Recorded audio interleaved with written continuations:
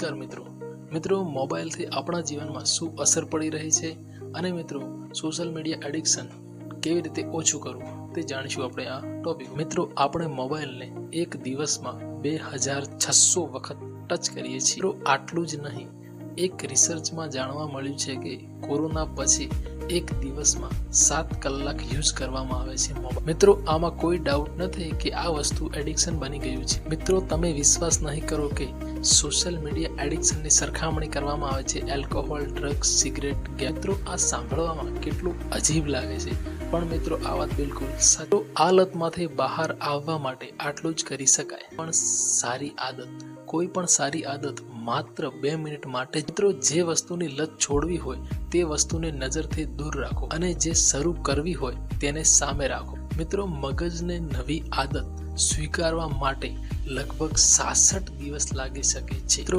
બિનજરૂરી નોટિફિકેશન બંધ, social media જેવી એપ્સની નોટિફિકેશન બંધ રાખો, જેથી કરીને વારંવાર ફોન ચેક કરવાની ઈચ્છા ન થાય. જો મિત્રો તમારે મોબાઈલનો ઉપયોગ વધુ થતો હોય અને તમારું કામકાજ મોબાઈલમાં હોય તો 20 મિનિટે મિત્રો 20 ફૂટ દૂરની વસ્તુને 20 સેકન્ડ માટે જુઓ.